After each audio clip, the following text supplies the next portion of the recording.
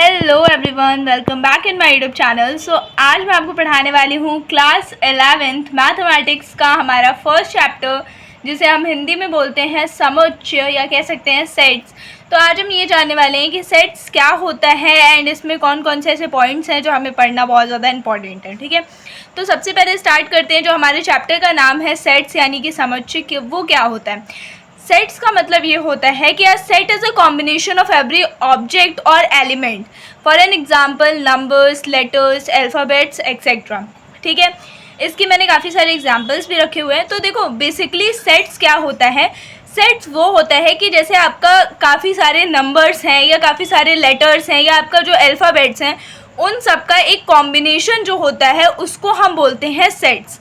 ठीक है, for an example जैसे अ combination of vowels of alphabet, तो हम उसको क्या लिखेंगे, A E I O U। ये हमारे जो 5 वॉवल्स हैं, यही हमारा कॉम्बिनेशन होगा अल्फ़ाबेट्स में वॉवल्स का। ठीक है, तो हम इसको लिख सकते हैं AEIOU। तो ये भी एक सेट है।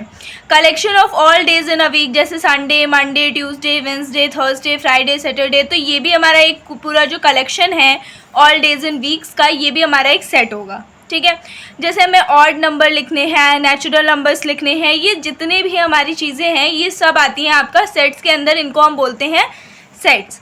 ठीक है, और सेट्स जो होता है आपका, वो इसमें हमने बता दिया कि क्या होता है एंड इसमें हम उसको कर्ली ब्रैकेट्स के अंदर यूज़ करके इसका जो भी ऑब्जेक्ट या जो भी एलिमेंट्स हमें दिखाने हैं हम उसमें कर्ली ब्रैकेट को यूज़ करते हैं, फिर हम अपने ऑब्जेक्ट्स लिखते हैं, देन उसको ब्रैकेट को क्लोज कर देते हैं। ठीक है, अब हम बात करते हैं इसके अगले टॉपिक यानी कि हाउ टू रिप्रेजेंट सेट्स, मतलब कि हम सेट्स को कैसे रिप्रेजेंट कर सकते हैं। तो देखो, सेट्स को रिप्रेजेंट करने का आपका होता है 2 फॉर्म। एक तो होता है आपका रोस्टर या टैबुलर फॉर्म और दूसरा होता है आपका सेट बिल्डर फॉर्म। ठीक है, जैसे हम पहले बात करते हैं हमारा रोस्टर या टैबुलर फॉर्म की, तो रोस्टर या टैबुलर फॉर्म क्या होता है। फॉर एन एग्जांपल जैसे हमें बोला गया है कि the vowels of English alphabets, तो हमें वॉवल्स लिखने हैं इंग्लिश अल्फ़ाबेट्स के। तो हम क्या करेंगे, हम कोई भी अल्फ़ाबेट ले लेंगे, जैसे कोई भी हमने ABCD कुछ भी जो भी आपका मन हो, आप वो अल्फ़ाबेट को ले सकते हो रिप्रेजेंट करने के लिए स्टार्टिंग में। ठीक है, बट एक चीज़ रिमेंबर रखना, एक चीज़ याद रखना कि आपका जो पहला जो लेटर होगा जिससे हम उस चीज़ को रिप्रेजेंट करेंगे वो आपका हमेशा कैपिटल लेटर होगा। ठीक है, उसके बाद हम इक्वल्स टू का साइन लगाएंगे एंड उसके बाद हम नॉर्मल ब्रैकेट नहीं करेंगे, हम उसमें कर्ली ब्रैकेट को ऐड करेंगे। उसके बाद हमारे जो भी एलिमेंट्स हैं, मतलब जैसे हमें यहाँ पर वॉवल्स लिखने के लिए बोला गया है, तो हम अपना जो वॉवल्स हैं उनको लिख देंगे AEIOU, फिर हम कर्ली ब्रैकेट को क्लोज करेंगे। अब इस कर्ली ब्रैकेट के अंदर जो भी हमारे एलिमेंट्स हैं या जो भी हमारे ऑब्जेक्ट हैं वो क्या कहलाते हैं, मेम्बर्स भी कहलाते हैं, एलिमेंट्स भी कहलाते हैं, ऑब्जेक्ट्स भी कहलाते हैं। ठीक है, और एक चीज़ याद रखना कि जब हम किसी चीज़ को सेट्स में प्रेजेंट करते हैं तो हम उसमें कर्ली ब्रैकेट का ही यूज़ करते हैं। ठीक है, वैसे ही आप एक और एग्जांपल ले सकते हो। जैसे हमें यहाँ पर बोला गया है कि ऑड नेचुरल नंबर्स जो कि आपका लेस देन हो 10, वो हमको लिखने हैं, मतलब जो हमारे 10 से छोटे नेचुरल और ऑड नंबर्स होंगे हमें वो लिखने हैं। ठीक है, तो जैसे हम उसको A से ही रिप्रेजेंट कर लेते हैं, तो हम इसके अंदर क्या लिख सकते हैं, हमारे ऑड नंबर कौन से होते हैं, 1 3 5 7 9, यही सब होंगे ना जो हमारे 10 से कम होंगे, एंड हमारा ऑड भी नंबर होंगे, नेचुरल नंबर्स भी होंगे। ठीक है, तो हमने इसको कर्ली ब्रैकेट के अंदर रख लिया। अब ये जो हमारा कर्ली ब्रैकेट के अंदर का जो है, ये हमारा क्या बोलेंगे, हम इसको एलिमेंट्स भी बोल सकते हो, ऑब्जेक्ट भी बोल सकते हैं या मेम्बर्स भी बोल सकते हैं। ठीक है, वैसे ही एक और एग्जांपल ले लेते हैं। एक चीज़ इसमें याद रखना, जैसे यहाँ पे बोला गया है कि हमें यहाँ पे क्या प्रेजेंट करना है, set of all letters in school. जो हमारा ये स्कूल की जो स्पेलिंग है, इसमें जितने भी लेटर्स हैं उसको हमें एक सेट के फॉर्म में लिखना है। ठीक है, तो जैसे हमने कोई भी एक इंग्लिश अल्फ़ाबेट का कोई भी लेटर ले लिया, उसको हमने कैपिटल में लिखा, इक्वल्स टू का साइन लगाया, फिर उसके बाद हमने कर्ली ब्रैकेट को यूज़ किया। उसके बाद हमने यहाँ पर कौन कौन से एलिमेंट है, S है, C है, H है, O है और L है, तो हमने इसको लिख दिया। उसके बाद हमने इसे क्लोज कर दिया। बट आप लोगों के दिमाग में ये सवाल आ रहा होगा कि हमारा जो स्कूल है इसमें डबल बार जो है ना आपका डबल O यूज़ हुआ है।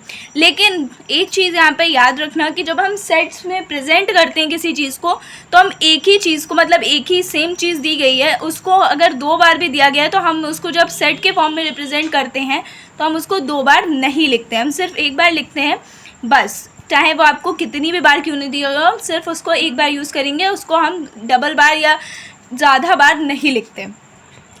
नेक्स्ट है हमारा सेकेंड रिप्रेजेंट करने का सेट्स को, set builder form. Set builder form में क्या होता है कि जैसे अगर हमें बोला गया है कि the vowels of English alphabets, हमें AEIOU जैसे हमने पिछले वाले में लिखा था रोस्टर या टैबुलर फॉर्म में, वैसे ही फॉर्म में हमें लिखना है कि the vowels of English alphabets, इनको हमें प्रेजेंट करना है। लेकिन यहाँ पे एक चीज़ चेंज हो जाती है सेट बिल्डर फॉर्म में कि जैसे हमने कोई भी अपना इंग्लिश अल्फ़ाबेट का एक लेटर ले लिया, उसको हमने कैपिटल्स में रखा जिससे हम रिप्रेजेंट कर रहे हैं अपने पूरे सेट को, फिर इक्वल्स का साइन लगाया, कर्ली ब्रैकेट लिया।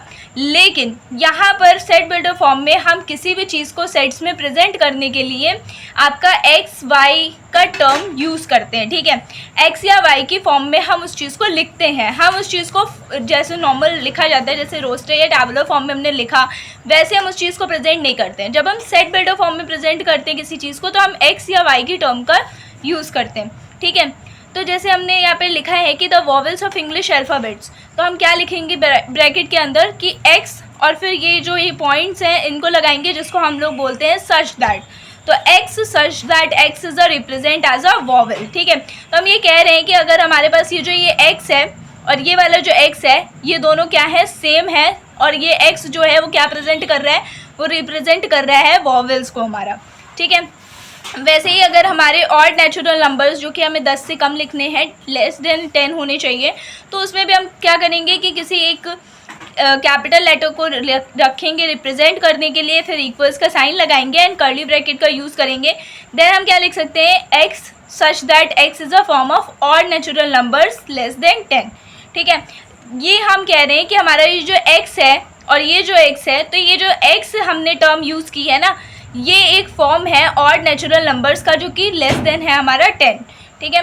तो ये होता है हमारा सेट बिल्डर फॉर्म। एक चीज़ याद रखना कि जैसे रोस्टर या टैबुलर फॉर्म होती है तो उसमें हम उस चीज़ को जो भी हमसे पूछा गया है उसको हम पूरा कर्ली ब्रैकेट के अंदर अपने एलिमेंट्स को रखते हैं।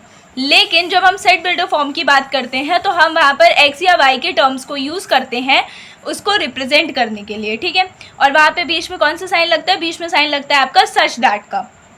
अब कुछ एक और चीज़ आती है, एक और टॉपिक आता है जो कि है हमारा स्पेसिफिक नेम्स ऑफ सेट्स। कुछ ऐसे अल्फ़ाबेट्स होते हैं कैपिटल लेटर में जिनको हम प्रेजेंट करते हैं और उसका एक स्पेसिफिक मतलब होता है, एक स्पेसिफिक नेम होता है, ठीक है।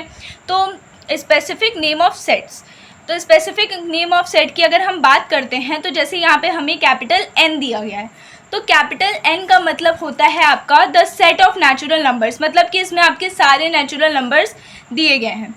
अगर हम बात करते हैं Z की, तो Z जो है वो रिप्रेजेंट करता है the set of all integers, जो भी हमारे इंटीजर यानी कि पूर्णांक होंगे उनके सेट को हम किस से रिप्रेजेंट कर सकते हैं, Z भी लिख देंगे अगर हम, तो हमें ये समझ जाना है कि हमसे पूछा क्या जा रहा है, the set of all integers, मतलब हमसे इंटीजर्स के बारे में पूछा जा रहा है।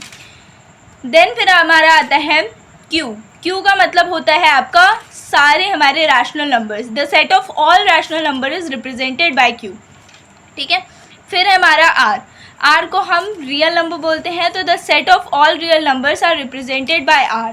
फिर होता है आपका जैसे साइन हम बना सकते हैं, Z का मतलब मैंने आपको बताया था, Z का मतलब ये है कि the set of all integers, ठीक है। तो वैसे ही एक टर्म होती है कि जैसे हमने Z के ऊपर पावर के उसमें प्लस लगा दिया, ठीक है, तो वो क्या होगा, the set of all positive integers. अगर हम उसमें नेगेटिव का साइन लगाते हैं तो the set of all negative integers.